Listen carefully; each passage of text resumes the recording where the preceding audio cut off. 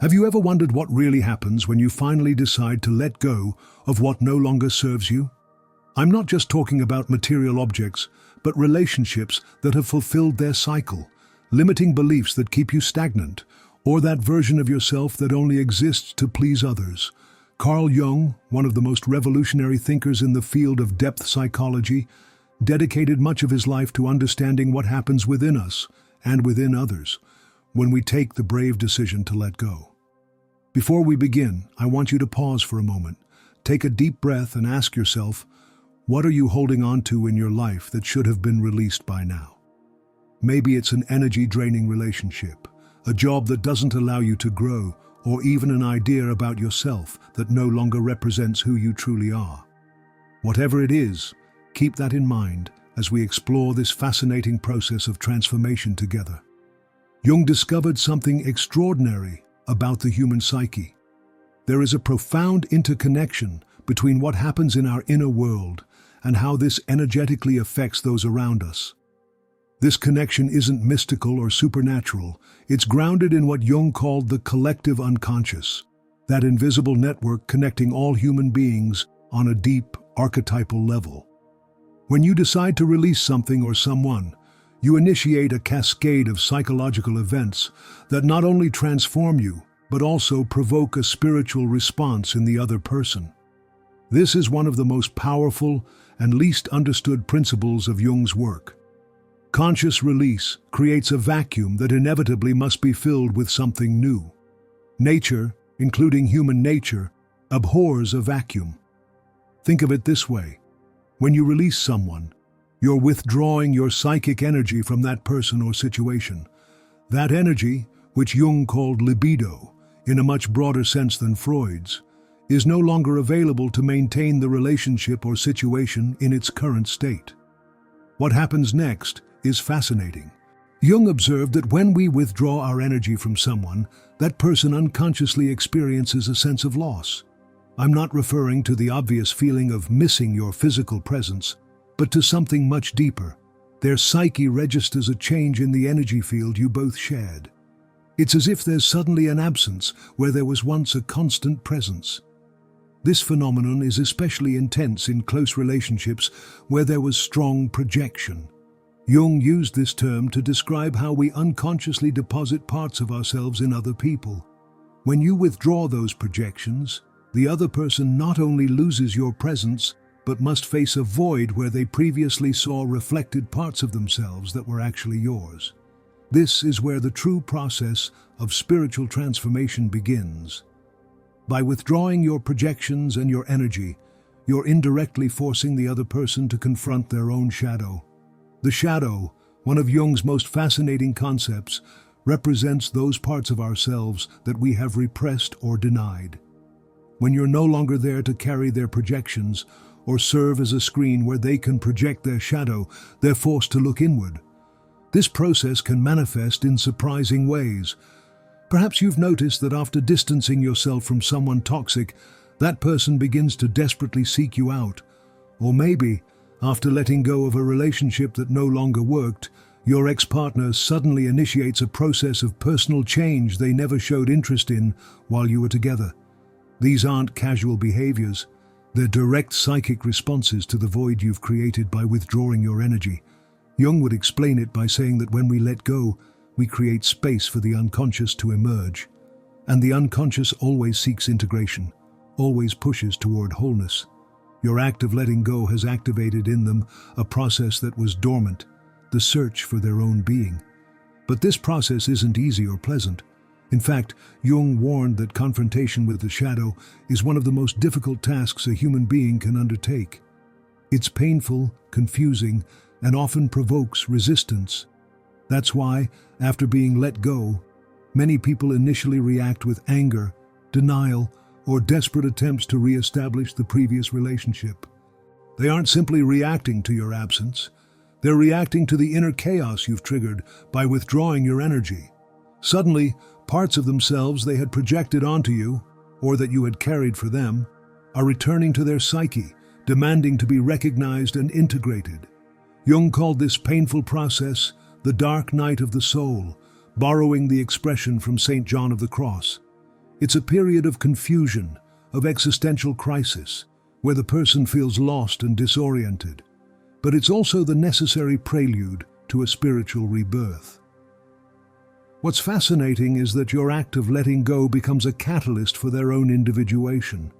Individuation, another fundamental concept in Jungian psychology, is the process by which we become integrated and complete beings, reconciling the various conflicting parts of our psyche. By letting them go, you've inadvertently given them the opportunity to embark on this journey toward their true self. Of course, not everyone seizes this opportunity. Some people fiercely resist this process of internal confrontation. They may quickly seek a replacement, someone new onto whom they can project their unrecognized parts. Or they may immerse themselves in addictions or self-destructive behaviors to avoid feeling the void. Jung would say they're avoiding the necessary work of shadow integration. But for those who, consciously or unconsciously, accept the challenge, a profound spiritual transformation begins. Jung observed that this process follows archetypal patterns that repeat over and over in different cultures and eras: death, chaos, rebirth. It's the same pattern we find in resurrection myths, initiation rites, and the alchemical processes that so fascinated Jung in his later years. First comes symbolic death. The relationship has ended, the energetic connection has been broken. Then follows chaos, the period of confusion and pain where the psyche struggles to find a new equilibrium. And finally, if the person persists in this inner work, comes rebirth, a new way of being, more authentic and integrated. It's important to understand that this process occurs regardless of whether you maintain contact with that person. The transformation you've initiated by withdrawing your energy operates on an unconscious level, beyond everyday interactions. Jung would say you've activated powerful archetypes in that person's unconscious, and these archetypes are now working to bring them toward wholeness. Perhaps you're wondering, does this mean I should let go of someone to help them grow? The answer, from a Jungian perspective, is a resounding no. Letting go should always be an authentic act based on your own process of individuation, not a manipulative strategy to provoke changes in others. The transformation of the other person is a side effect, not the main objective. The real purpose of letting go is to free your own psychic energy so it can be reinvested in your growth and well-being. Jung observed that we keep much of our vital energy trapped in dysfunctional relationships, limiting beliefs, and obsolete patterns. When we let go, that energy returns to us, allowing us to advance on our own path of individuation. But there's something else in this process that's rarely discussed. When you let go of something that no longer serves you, you not only free the other person to find their own path, but you also free parts of yourself that were trapped in that dynamic. Jung discovered that in every significant relationship, especially those charged with intense emotions, we leave fragments of our psyche. These are parts of ourselves that we've projected or that we've repressed to maintain the relationship. When we finally let go, those parts begin to return, enriching our being and accelerating our own process of individuation. This energetic exchange explains why we often feel lighter, clearer, and more authentic after letting go of relationships or situations that no longer served us. It's not just the relief of getting rid of something negative, it's the joy of recovering parts of ourselves that we had lost along the way. And here's one of Jung's most profound observations. When we recover these lost parts, we generate a magnetic field that attracts experiences and people who are more aligned with our true self.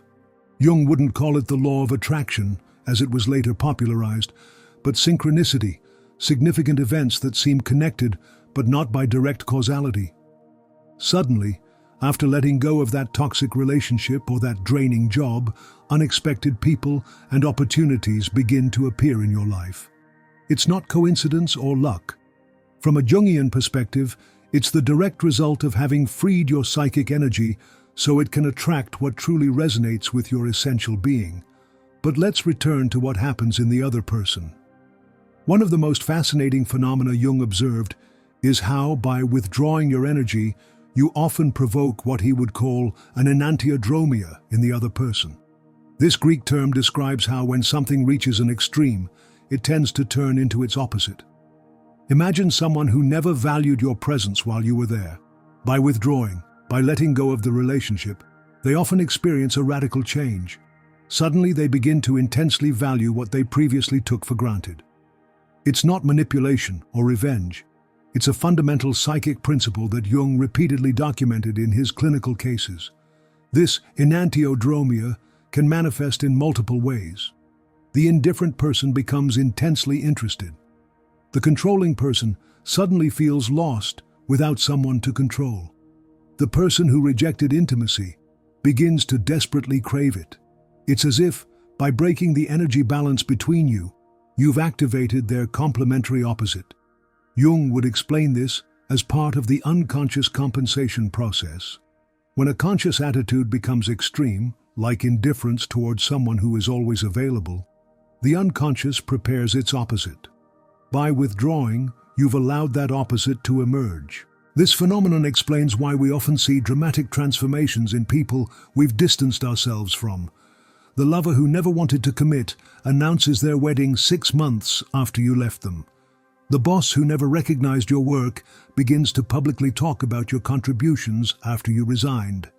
The friend who never had time for you suddenly constantly seeks you out when you stop trying to maintain the friendship.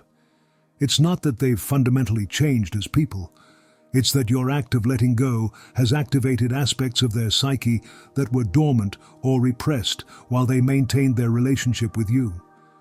This understanding leads us to one of Jung's most liberating teachings. We are not responsible for the transformation of others. We can be catalysts. We can even be inspiring examples. But the true work of individuation is deeply personal and non-transferable.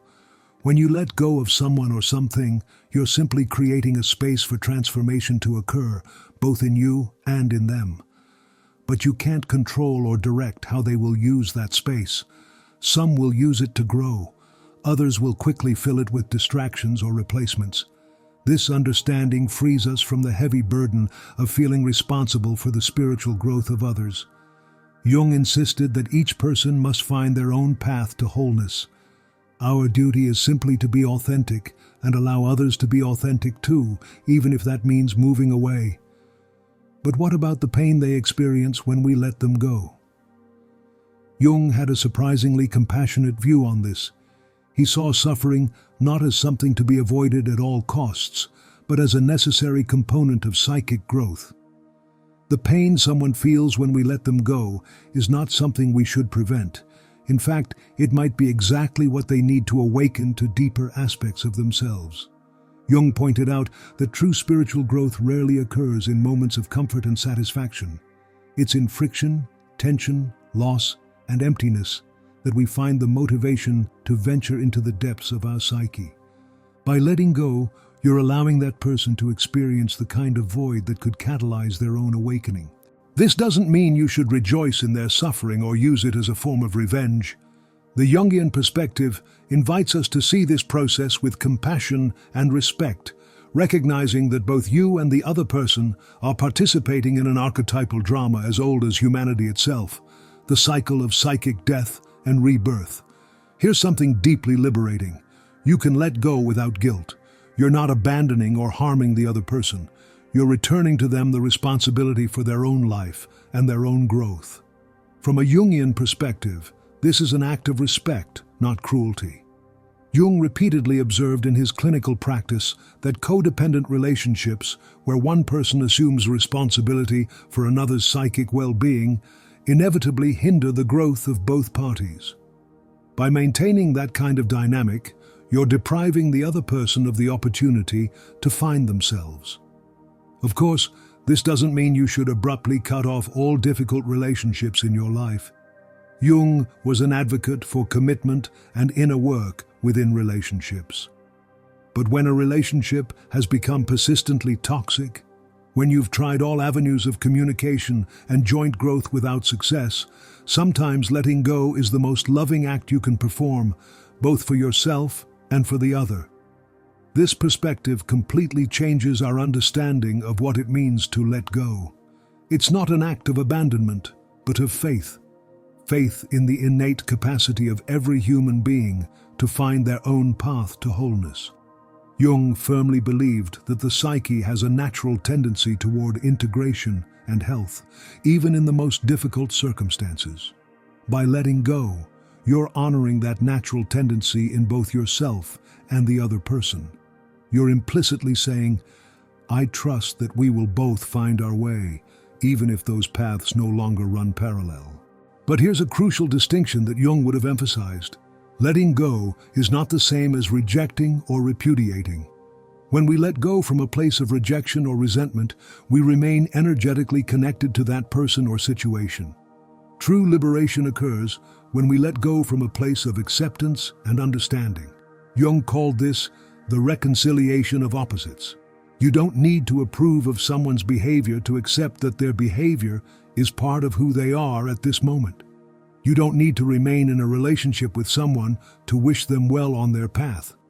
This internal reconciliation is what allows both you and the other person to truly move forward. When you achieve this reconciliation, something amazing happens. The emotional charge that person or situation had over you begins to dissolve. You no longer feel the need to check their social media, to find out what they're doing, or to imagine scenarios of reunion. The psychic energy that was invested in that relationship fully returns to you, allowing you to reinvest it in your own growth. And for the other person, your true energetic detachment offers them the greatest possible freedom to face their own journey. As long as you maintain a bond of resentment or longing, you'll continue to exert an invisible influence on their psychic field. By letting go completely, from a place of inner peace, you allow them to fully experience the consequences of their own being and their own choices. Jung observed that, curiously, it's often at this point of complete detachment that the deepest transformations occur in the other person. When you're no longer energetically intertwined with them, when there's no expectation or emotional demand, a space of absolute freedom is created where true change can flourish. But remember, this change should not be your goal or your expectation. Jung warned against what he called psychic inflation, the tendency to believe that we can or should control the spiritual development of others. Such a belief is not only ineffective, but potentially harmful, both to you and to the other person. Instead of focusing on how your act of letting go might transform others, Jung would invite you to focus on how it's transforming you. What parts of yourself are you rediscovering? What aspects of your shadow are you integrating? How is your relationship with yourself changing now that you've freed that energy? Because here's the deepest truth. The act of consciously letting go is one of the most significant steps in your own process of individuation. By releasing what no longer serves you, you're declaring your commitment to your own growth and authenticity. You're choosing your truth over the comfort of the familiar. And it's precisely this commitment to your truth that creates an energy field that affects everyone around you. Jung called this the mana personality, the magnetic quality developed by people who have significantly advanced in their process of individuation. You don't need to preach or persuade. Your simple presence, your authenticity, becomes a silent invitation for others to consider their own path to wholeness. It's fascinating to observe how, months or years after letting go of a difficult relationship, often that person reappears transformed. Not because you exerted some magical power over them, but because your act of choosing yourself created a void that allowed them, eventually, to choose themselves as well. This leads us to one of Jung's most profound observations about human relationships. We are constantly initiating each other into new levels of consciousness, often without even realizing it. Every interaction, every connection, and every separation offers us the opportunity to awaken to deeper aspects of ourselves. When you consciously let go, you're participating in this ancient art of mutual initiation. You're saying, in essence, I've gone as far as I can with you on this path. Now I must follow mine, and you must follow yours. It's an act of profound respect for the unique journey of each soul. Jung firmly believed that each person has an individual destiny they must discover and fulfill. When we cling to relationships that have already fulfilled their purpose, we not only block ourselves, we may also be hindering the destiny of the other person, even though our intentions may be loving. That's why letting go can be one of the most compassionate acts we perform, both for ourselves and for others. It's not abandoning, it's honoring the unique journey of each human being toward their own wholeness. And here's the most beautiful paradox Jung observed. It's precisely when we stop trying to change or save others, when we truly free them to find their own path, that we create the space where true connection can flourish.